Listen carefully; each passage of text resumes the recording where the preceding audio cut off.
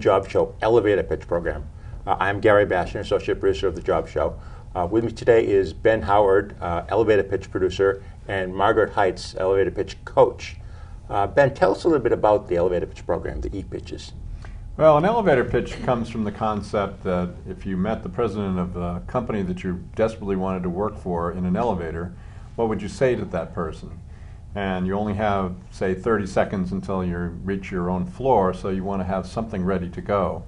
And so we've taken that concept, we've actually filmed people doing an elevator pitch, and we broadcast it out on the Job Show. And it's basically just a description. Some people refer to it as a video resume. It's just a basic description of who you are, and you try to say something that'll make you stand out. Margaret, what is the benefit to a candidate of recording your elevator pitch?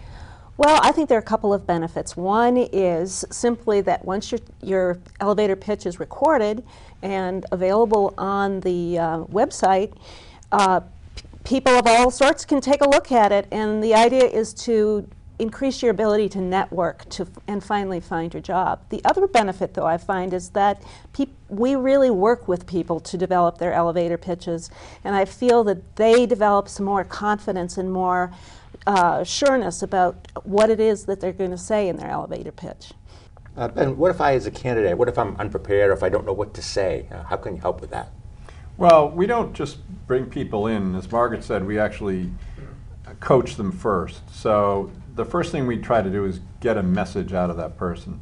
And if you're applying for work, the first thing you need to be able to do is to know what kind of a job you want. You can't just sort of put your resume out there and say, hire me. You have to be applying for specific types of work. So up front, a person really needs to zero in on what career they want to have. And although we don't really provide coaching in that direction, we do provide people with direction on where they can get help, such as a career counselor or somebody like that. Once they do that, then their actual message, the actual thing that they want to say to make themselves unique, is something we do help them with. So they already know. We hope that when we get them, they already have an idea of what they want to say, what the kinds of things that they want to project, and we help them to project that image so that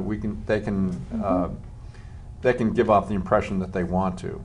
Margaret, what if I'm the kind of person I don't like being in front of the camera? I'm kind of camera shy. It's not unusual. A lot of people who come in have that feeling, and frankly, they're taking a big step when they come forward and decide to do their pitch on tape. And it's basically, they're saying to everybody, look, I take my pursuit of a new job very seriously, and it's an important thing. And if they're feeling somewhat hesitant, they come in, they see that we have a pretty informal environment in which we tape, and I think eventually they start to feel pretty comfortable. We also try to bring people in ahead of time and have them watch a taping and get to see the whole process. And if they want to, we'll bring them up on the stage and we'll let them sit in the chair and notice the lights that are in your face and all of that, so that when they walk into the studio that first time and they're actually going to tape, they're not walking into something new. They've been here before, they know what they're going to see, they've met some of the people, and it takes a little bit of the edge off of that. And our coaches also, I think, work with them really well to try to make them relax, try to get them an idea of what to expect. And when they get an idea in their head, oh, what if I do this or what if I do that, then we assure them. We do multiple takes, and we try to get them over that fear. So we do work with people quite a bit to get them. A taping isn't just, you see 30 seconds on the screen. We might spend sometimes as much as an hour with one person. And people get a chance to observe first, so they are prepared and they do know what to expect. Right. Okay. Now, Ben, what do you do with the recording afterwards? Well, we take the recording and we take the best take that is created, and that usually would be the last one. Usually, once we get it right, we stop. But if the editors, we have a team of editors, and they decide which one is the best, that'll look the best, and they take that and they will use that on the job show itself. So a segment like this one at the end of the job show or in the middle, sometimes they'll say, okay, here's an elevator pitch for you to look at, and that will be actually broadcast on the show, the regular part. Then we also put them on YouTube, and so if you do a search for on YouTube for elevator pitches, you'll find a lot of hours up there. And then the other thing that we do is we put them on our blog site, and we have an elevator pitch tab, an ePitch tab actually, and somebody can go there and click on that. You can see a whole history of all the ones that are still current. People are still looking for work. And then the last thing that we do is we actually put them on Comcast On Demand. As Ben said earlier, we sometimes spend up to an hour, which includes a number of takes with a candidate.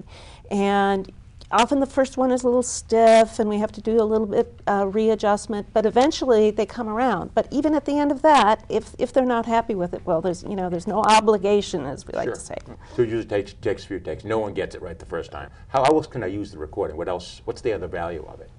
Well, what I like to do is I have it on my resume so that when somebody gets my resume, it's right there.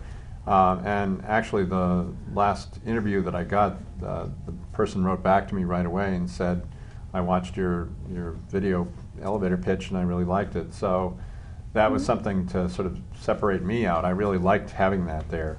I also put it in my LinkedIn account and anything else that relates to my job. Job search, I have it there so people can see it.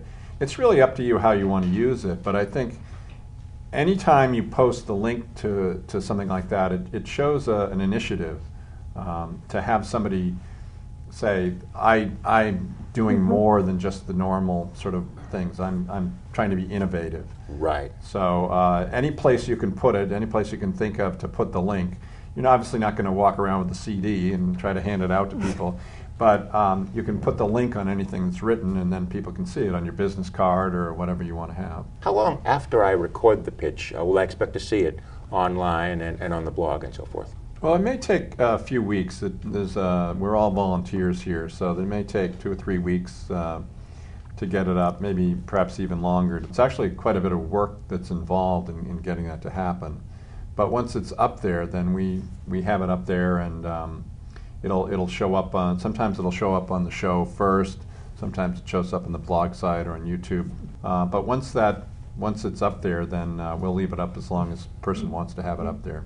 How would you sum up the overall value of the ePitch? Well, it's just one more tool to use in your job search. You like to send out resumes. You use online search engines to try to find jobs. You look at all kinds of websites. You network with other people. You attend meetings and things like that. This is just one more tool to use in that, and it just gives you something, I think, as a little bit of an edge over perhaps the person that doesn't want to do that. And it gets your face out there. Particularly, I know in my particular situation, I'm looking for a job where I do presentations. So to have something out there where I'm actually presenting myself is a big help. And I think anybody somebody can hear in your own voice what it is that you do and what it is that makes you special.